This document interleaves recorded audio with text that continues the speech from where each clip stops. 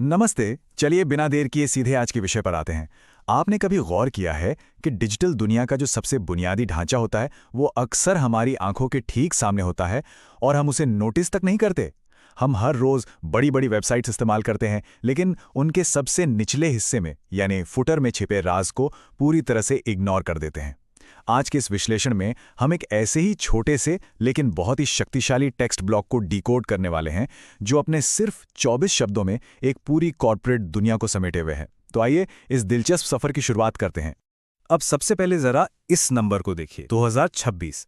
हमारी आज की चर्चा की शुरुआत ही एक अजीब से टाइम ट्रैवल या कहें कि टेम्पोरल अनोमली से होती है। मतलब जरा सोचिए, कोई भी साधारण टेक्स्ट अपने कॉपीराइट को भविष्य की किसी तारीख से कैसे जोड़ सकता है? ये एक ऐसा सवाल है जो तुरंत दिमाग में खटकता है। ये सिर्फ कोई साल नहीं है, ये एक दावा है जो आज में बैठकर भविष्य पर अपना पूरा अधिकार जता रहा है। ये शुरुआती इतनी अनोखी है कि हमें ये सोचने पर मजबूर कर देती है कि इस मामूली से दिखने वाले टेक्स्ट के पीछे आखिर और क्या क्या छिपा है।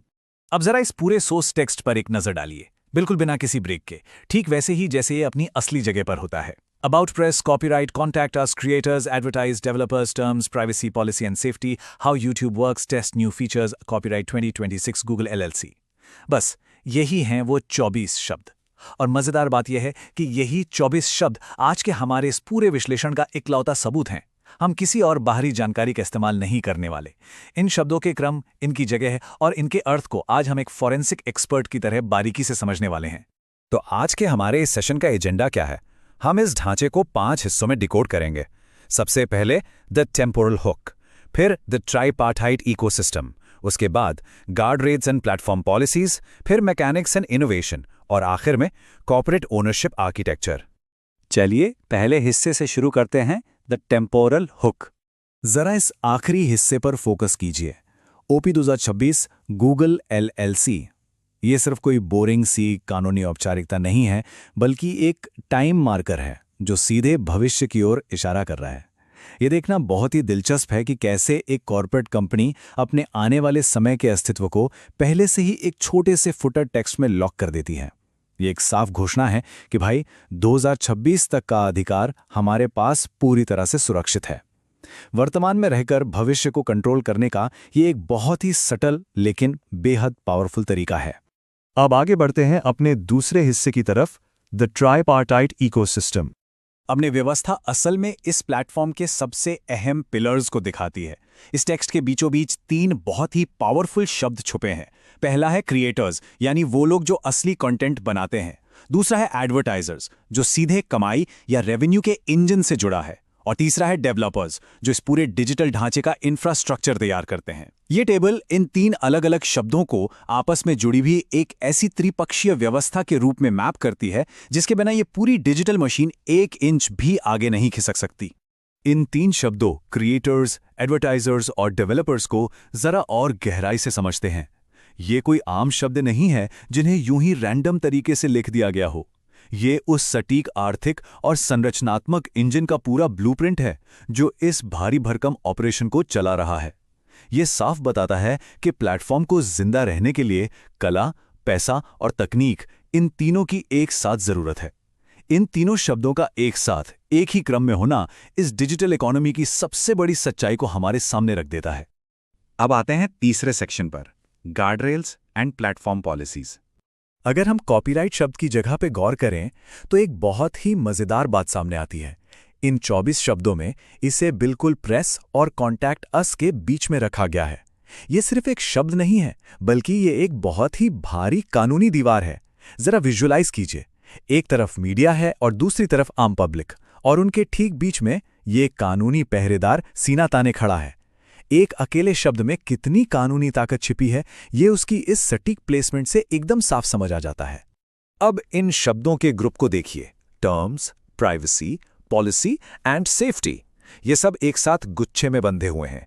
ये घना क्लस्टर हमें दिखाता है कि कितने सारे कानूनी और व्यावहारिक ढांचे इस छोटे से सोर्स में गूंथे गए हैं।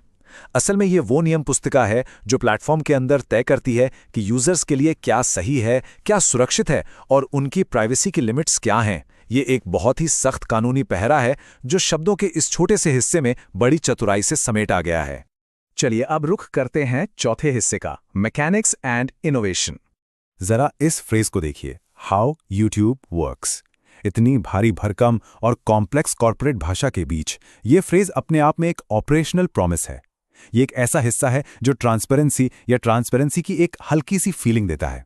ऐसा लगता है जैसे प्लेटफॉर्म खुद आगे बढ़कर बता रहा हो कि पर्दे के पीछे उसकी मशीनें काम कैसे करती हैं।